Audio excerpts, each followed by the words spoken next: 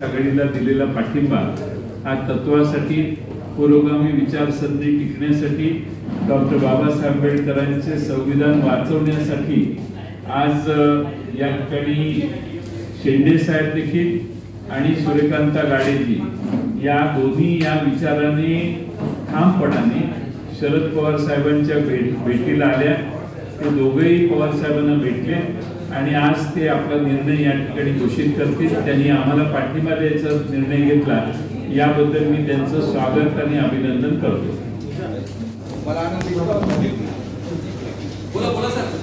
लोकशाही आणि संविधान हे टिकविण्याकरता आजची महाराष्ट्राची आणि देशाची परिस्थिती आपण आपल्या सगळ्यांना माहिती आहे। अगोदर ही आणीबाणी ही वेळ असल्यामुळे हा वेळ वाया येऊ नये आणि लोकशाही व संविधान टिकून राहावं याकरता आम्ही खूप आधी आमच्या सेंट्रल एक्झिक्युटिव्ह कमिटीची बैठक केली।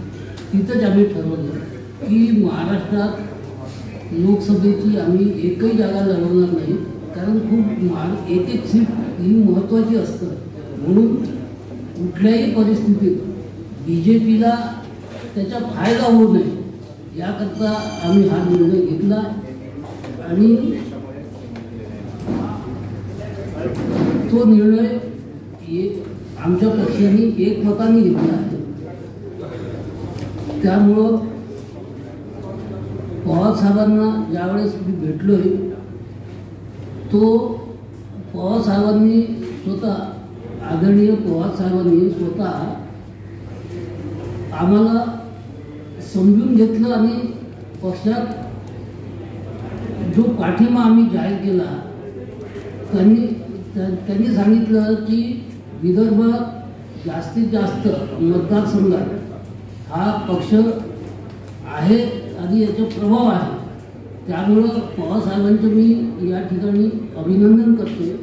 त्यांच्या सगळं म्हणजे पाटील साहेबांचे देखील म्हणजे सगळ्या पदाधिकाऱ्यांचे अभिनंदन करतो, त्यांचा आभारी आहे आणि आम्ही ताकदीनिशी महाविकास आघाडी बरोबर राहू आणि महाविकास आघाडीचे जेवढे जिथं कॅन्डिडेट राहतील त्या सगळ्या कॅन्डिडेटचा आम्ही प्रचार करू, इतकंच या ठिकाणी मी बोलतो।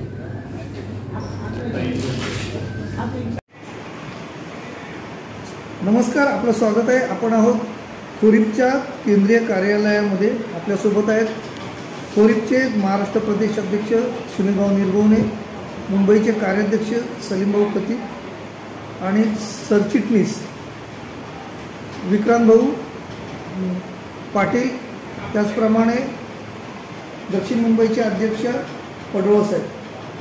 भाऊ नमस्कार, आपलं स्वागत आहे। जय भीम, नमस्कार। लोकसभेच्या निवडणुकीच्या पार्श्वभूमीवरती आपलं महाविकास आघाडीला पाठिंबा देण्याकरता आपण राष्ट्रवादीचे अध्यक्ष शरद पवार साहेबांची भेट घेतली। नेमकं त्यामागचं कारण काय होतं आणि तुमच्या पक्षाचं अस्तित्व नेमकं काय आहे सद्यस्थितीमध्ये या निवडणुकीच्या पार्श्वभूमीवर? धन्यवाद मराठीजी। पवार साहेब हे महाराष्ट्राच्या राज्यकारणातले सगळ्यात जुने सिनियर लीडर आहेत। रिपब्लिकन पक्षामध्ये बाबासाहेब आंबेडकरांच्या नंतर किंवा बाबासाहेब आंबेडकरांच्या तालमीत जी लोक तयार झाली त्यापैकी बॅरिस्टर राजाभाऊ खोब्रागडे एक मोठे नेते होते, जे राज्यसभेमध्ये 18 वर्ष काम केले। 2 वर्ष ते राज्यसभेचे उपसभापती होते। 77ला ज्यावेळेला आणीबाणीच्या विरोधात सर्व विरोधी पक्ष एकत्र आले होते त्यावेळेला बॅरिस्टर साहेब त्या विरोधकांच्यामध्ये होते, आमचा पक्ष विरोधकांमध्ये होता आणि आमच्या पक्षाचे 3 आमदार महाराष्ट्रामध्ये निवडून आले होते। तामिळनाडू, कर्नाटक, मध्य प्रदेशात आमदार निवडून आले होते। मध्य प्रदेश आणि महाराष्ट्रात एक खासदार निवडून आला।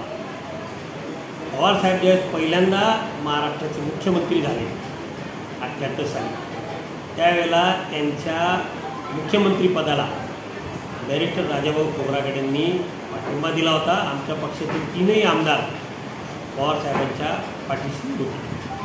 त्यावेळेला आमचे नागपूरचे जे आमदार होते सूर्यकांत डोंगरे हे विधानसभेचे उपाध्यक्ष होते आणि हा सगळा इतिहास पवारसाहेबांना माहिती आहे.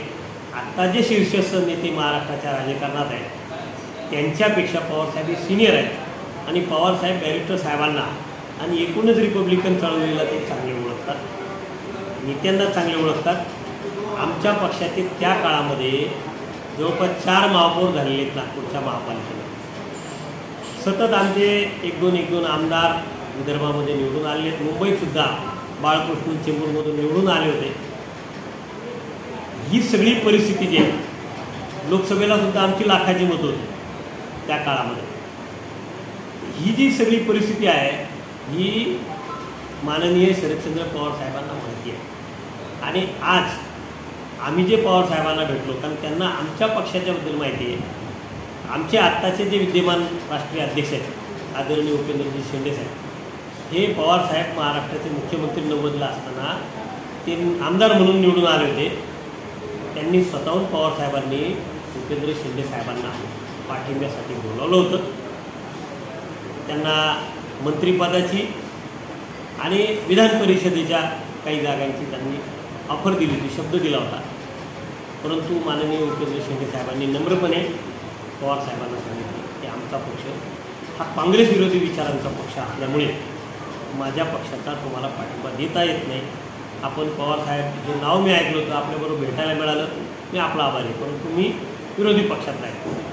तर ही प्रामाणिकपणाची त्यांची जी भूमिका आहे, बाबा हा माणूस प्रामाणिक आहे, निष्ठावंत आहे, भूमिकेवर ठाम राहणारा माणूस आहे, हे पवारसाहेबांना माहिती होतं. आणि म्हणून आम्ही ज्यावेळेस पवारसाहेबांना भेटलो त्यावेळेस पवारसाहेबांनी बॅरिस्टर साहेबांचं आणि शेंडे साहेबांचं भरभरून कौतुक केलं. आणि आज महाविकास आघाडी जी आहे किंवा देशामध्ये जी इंडिया आघाडी आहे का झाली, तर देशामध्ये आज जे भारतीय जनता पक्षाचं नरेंद्रजी मोदींच्या नेतृत्वाखाली सरकार आहे, या सरकारची जी वाटचाल आहे, या देशातली सरकारी कंपन्या विकल्या, मोठ्या संख्येने बेरोजगारी होती, रिझर्वेशन संपुष्टात आणण्याचं काम सुरू आहे. आज मणिपूरसारख्या परिस्थिती आपण जर पाहिली, एवढे प्रचंड अन्याय अत्याचार झाले, परंतु देशाचे पंतप्रधान आणि गृहमंत्र्यांना मणिपूरकडे बघायला मिळलं नाही. आज राज्यातले 3ही पक्ष फोडले, म्हणजे राज्यामध्ये सत्ता मिळवण्यासाठी आम्ही वाटेल ते करू शकतो. बरं, महाराष्ट्रातच नाही, गोवा किंवा इतरही राज्यांमध्ये हे प्रयोग झाले. म्हणजे आज ईडी, CBI, इन्कम टॅक्स हे सगळे सरकारी यंत्रणांचा गैरवापर चालले. आणि उद्या जर चालून मोदी पुन्हा पंतप्रधान झाले, भारतीय जनता पक्ष जर पुन्हा सत्तेवर आला, तर या देशामध्ये लोकशाही संपुष्टात येईल, संविधान संपुष्टात येईल. ही मोठी भीती आज या देशापुढे आहे. देशाच्या नागरिकांना गुलामगिरीला सामोरं जावं लागण्याची भीती आहे. आणि यामुळे रिपब्लिकन पक्ष फुरीपचे राष्ट्रीय अध्यक्ष आदरणीय माजी आमदार उपेंद्रजी शेंडे साहेब आणि आमच्या पक्षाच्या सगळ्या पदाधिकाऱ्यांनी केंद्रीय कार्यकारिणीच्या बैठका झाल्या, राज्य कार्यकारिणीच्या बैठका झाल्या. या बैठकांवर ह्या विषयावर चर्चा झाल्या आणि एकमताने असं आपण ठरवलं आम्ही सगळ्यांनी की आज मोदींच्या विरोधात उभं राहण्याची गरज आहे. लोकशाही वाचवणं गरजेचं आहे, संविधान वाचवणं गरजेचं आहे, हुकुमशाहीला रोखायचं आहे, भारतीय जनता पक्षाला मोदींना रोखायचं आहे. अशा वेळेला विरोधी पक्षांनी केलेली ही जी आघाडी आहे, ह्या इंडिया आघाडी किंवा राज्यातली महाविकास आघाडी, ह्या आघाडीला साथ देणं किंवा ह्या आघाडीसोबत जाणं हे आमच्या दृष्टीने प्राधान्याचं काम होतं. आणि पवारसाहेबांना ह्या सगळ्या राजकारणाची माहिती असल्यामुळे, रिपब्लिकन पक्ष फुरीपच्या ताकदीची माहिती असल्यामुळे आम्ही पवारसाहेबांना भेटण्याचा निर्णय घेतला.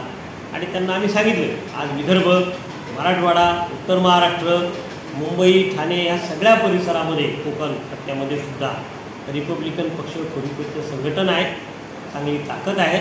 या सगळ्या बाबी पवारसाहेबांची आमची चर्चा झाली आणि पवारसाहेबांनी सन्मानपूर्वक, कारण आज एकही रिपब्लिकन पक्षाचा नेता महाविकास आघाडीबरोबर नाही आहे, त्यामुळे पवारसाहेबांनी आम्हाला सन्मानपूर्वक ह्या आघाडीमध्ये सहभागी करून घेतलं.